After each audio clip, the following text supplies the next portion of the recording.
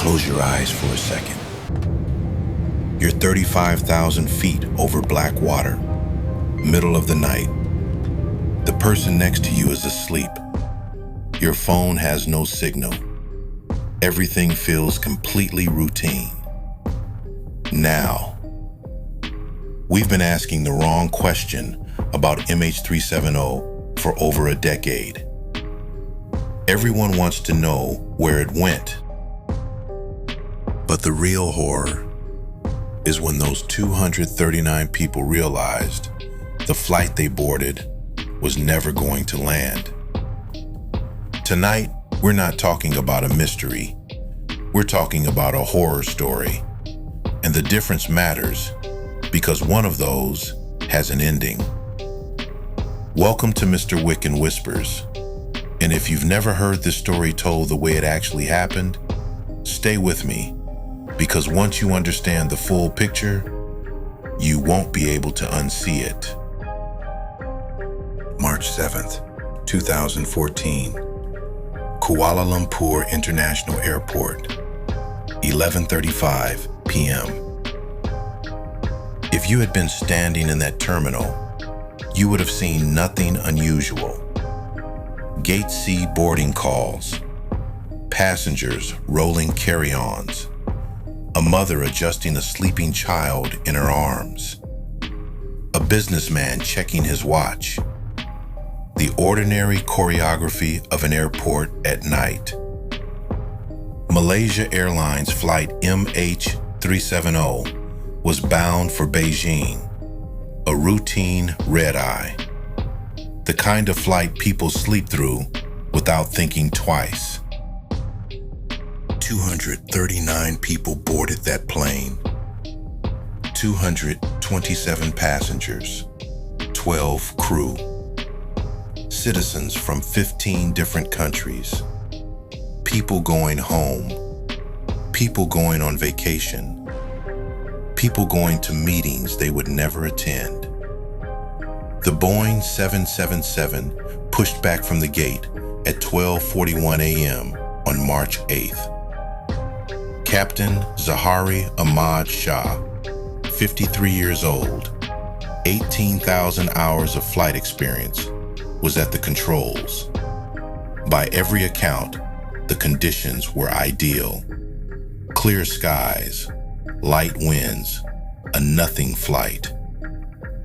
At 1:01 a.m., MH370 reached its cruising altitude of 35,000 feet.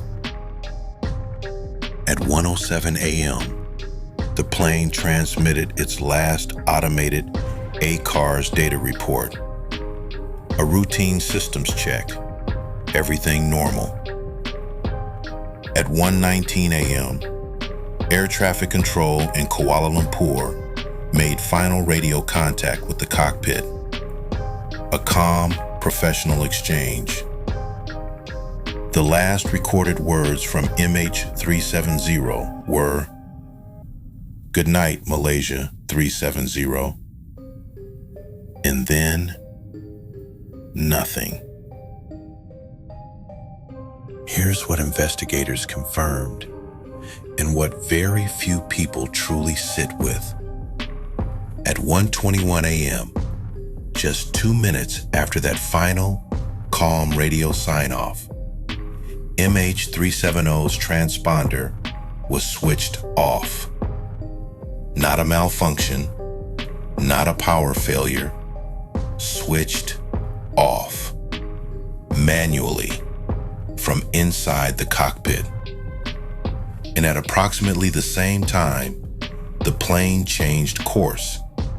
It banked left, a wide, deliberate arc, and turned back toward the Malaysian peninsula, flying in the opposite direction from Beijing. Think about what that means. Someone in that cockpit made a decision, while 227 people sat in darkened cabin seats, some sleeping, some with headphones in, some maybe watching the little plane icon on the seatback screen inch toward China. someone up front had already decided that this flight was going somewhere else entirely. The plane flew back across the Malaysian peninsula, then turned again, this time northwest, up through the Strait of Malacca. It flew in the dark, at altitude, with its transponder silent for hours. Military radar tracked it. Satellite systems detected its movements through a series of automated handshakes, electronic pings between the aircraft and a satellite, not designed to track location, but enough to confirm the plane was still in the air. Still in the air, still flying, engine humming, navigation lights blinking in the darkness over the Indian Ocean. For 7 hours. I want you to really sit inside this next part. Investigators believe there is a scenario, a credible, seriously considered scenario, in which the plane was depressurized somewhere over the South China Sea. Rapid decompression at altitude. Everyone in the cabin unconscious within minutes. The crew incapacitated. And then the plane just kept flying. A Boeing 777 on autopilot with 239 people aboard, flying silently through the night, over the dark water, through the pre-dawn sky. Navigation lights blinking to no one.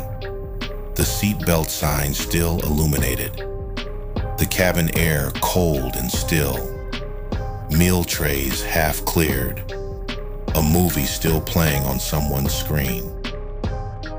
A haunted house moving at 500 miles per hour. This is not a metaphor. This is one of the leading theories held by the people who spent years investigating this flight. The plane may have flown on perfectly, mechanically, obediently, for hours after everyone aboard was already gone. At some point, the fuel ran out. At some point, the engines went quiet. And then MH370 fell into the southern Indian Ocean, one of the most remote, deepest, most unforgiving bodies of water on the planet. An ocean so vast that the search zone covering the most likely impact area was roughly the size of Texas, and even that was a guess. But here is where I have to stop, because not everyone believes the depressurization theory. Some analysts, some investigators, some of the families themselves, they believe the passengers were conscious for some of it, maybe all of it. And if that's true, think about what that night would have felt like from seat 34A. You wake up, or maybe you never slept. You notice the flight path on your screen looks wrong. You're not heading northeast toward Beijing anymore. You glance out the window and see nothing but black ocean. You check your phone, no signal. You try the entertainment system. You look at the person next to you. Maybe nothing happens for a while. The plane is flying fine. The engines are on. Maybe you convince yourself there's a logical explanation, a reroute, a storm somewhere ahead. But the cabin crew would know, or suspect. At some point, someone would know. Passengers did attempt to use their phones. Several relatives reported that calls they made to their loved ones' numbers actually rang, not went immediately to voicemail, in the hours after the disappearance. Some went to voicemail, some just rang. No answer. What does it mean that those phones rang? It means the towers were trying to connect. It means somewhere out over that ocean, a pocket buzzed or glowed, in a jacket pocket, on a tray table, tucked into a seat back pouch, and no one answered. That detail keeps me up more than almost anything else about this story. 239 people and their phones just rang. The search that followed was the largest, most expensive aviation search in human history. Multiple countries, dozens of ships, cutting-edge sonar. Months became years. The primary search zone covered 120,000 square kilometers of the southern Indian Ocean floor and found nothing. Nothing. Eventually, more than 2 years later, a piece of wing, a flaperon, washed ashore on Reunion Island off the coast of Madagascar, confirmed as being from MH370. In the months and years that followed, more than 30 debris pieces washed up on coastlines across the Indian Ocean. Madagascar, Mozambique, Tanzania, South Africa, Thailand, scattered, weathered, small, no fuselage, no black boxes recovered, no remains. 239 people, and the ocean gave back a few pieces of wing, some scraps of interior panel, a piece of a seat cushion. The plane itself, the main wreckage, has never been found. Think about the mathematics of that for a moment. A Boeing 777 is one of the largest commercial aircraft ever built. It weighs over 200 tons, and the ocean floor simply swallowed it. The southern Indian Ocean is not like other oceans. It is brutal and remote and alien. The seafloor in the search zone drops to depths of 3 to 6 kilometers in places, ridges, valleys, terrain that has barely been mapped. Conditions so hostile that the equipment designed to search it broke down. Submersibles surfaced early. Sonar arrays lost contact. The ocean doesn't owe us anything. It doesn't care about closure. It doesn't care about the 239 families who have spent a decade waiting for a phone call that will never come. It just kept those people, and it isn't giving them back. Investigators have spent years studying Captain Zahari, his home flight simulator, his personal life, his digital footprint. They found a practice route on his home simulator that traced a path remarkably similar to the one MH370 flew, out over the Indian Ocean into nothing. He had deleted it. The deletion was recovered. What does that mean? Nobody knows. People delete files for 100 reasons. A practice route is just a practice route. The investigators themselves have stated they cannot definitively conclude what happened in that cockpit. Was it the captain? Was it someone else? Was it something no one has thought of? Was it mechanical? Some catastrophic failure that disabled the crew and left the autopilot in control of a dead ship? No one knows. And that is the horror that doesn't get resolved with a title card at the end of the video. Most tragedies eventually close. The wreckage is found, the black box is recovered, the cause is determined, the names are carved into memorials, and the story becomes history. MH370 didn't close. It's still open.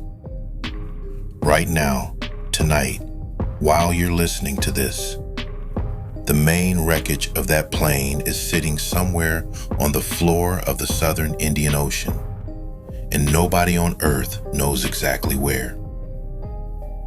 The 239 people who boarded that flight are still officially listed as missing. Not dead, missing. Their families, some of them, still wait. Because without a body, without a confirmed sight, the human mind struggles to accept what the heart already knows. The brain keeps the loop open. It cannot close a story without an ending. And that might be the most psychologically horrifying thing about MH370. It didn't just take 239 people. It took closure from everyone they left behind, and it has never given it back. In 2024, a private search company announced plans to resume the hunt. New technology, a new search zone, new hope. Whether they find it or not, something will always remain unanswered. Because the real question was never where that plane went. It was what happened in those final hours, in that dark cabin, over that dark ocean, when the people on board, if they were conscious, finally understood that the flight they boarded was not going to land. We may never know what they knew or when they knew it, and I think in some way that's intentional. The ocean chose its secret carefully. Let me know in the comments which part of this story unsettles you the most. The ghost flight, the phones that rang, the ocean that gave back almost nothing. Tell me, it genuinely helps us keep the lights on here at Mr. Wick and Whispers, and it tells us we're telling the right stories. If this kept you watching, if it got under your skin the way it got under mine, hit that like button. And if you want more stories like this one, subscribe to Mr. Wick and Whispers. We'll be here in the dark. Sleep well, if you can.